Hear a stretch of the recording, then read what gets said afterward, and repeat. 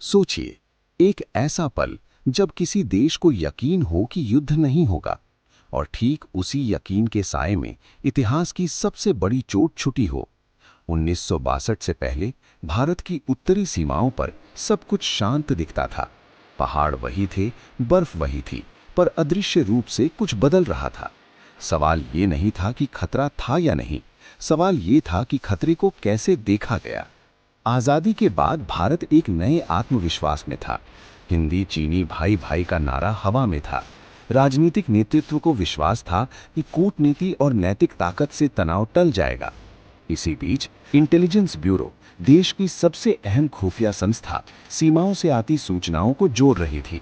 रिपोर्टें थीं, आकलन थे, पर उन आकलनों में एक खतरनाक धारणा धीरे धीरे जड़ पकड़ रही थी कि चीन हमला नहीं करेगा। लद्दाख के सुनसान पठारों से लेकर नेफा यानी आज के अरुणाचल प्रदेश तक छोटे छोटे फॉरवर्ड पोस्ट स्थापित किए जा रहे थे। इसे फॉरवर्ड पॉलिसी कहा गया। मकसद था अपनी उपस्थिति दिखाना, सीमा पर दावा मजबूत करना।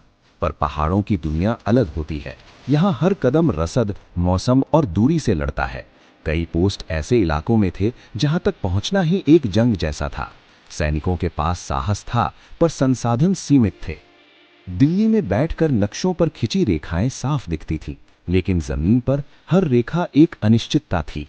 खुफिया विश्लेषण और राजनीतिक उम्मीदें एक दूसरे के करीब आ रही थीं।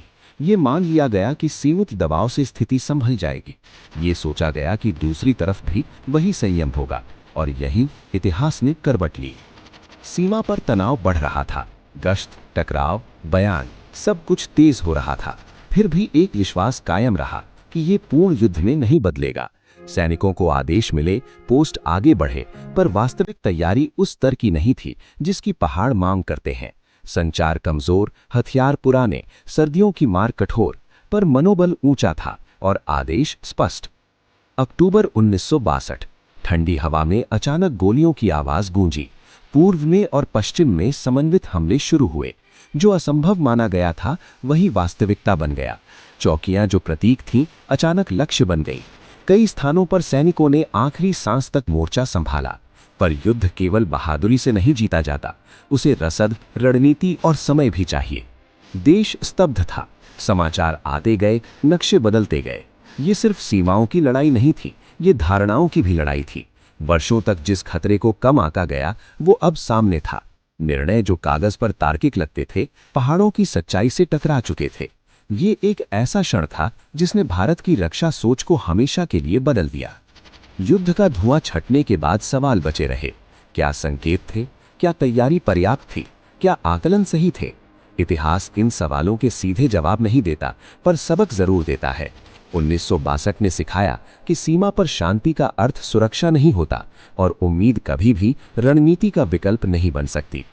उस सर्दी में केवल बर्फ नहीं गिरी थी, एक युग का आत्मविश्वास भी टूटकर बिखरा था। पर उसी बिखराव से एक नई समझ जन्मी कि राष्ट्रीय सुरक्षा केवल हथियारों से नहीं, बल्कि यथार्थवादी सोच और कठोर तैयारी से बनती है। क्योंकि पहाड़ों में सबसे खतरनाक दुश्मन अक्सर सामने नहीं होता, वो होता है हमारा अपना भ्रम।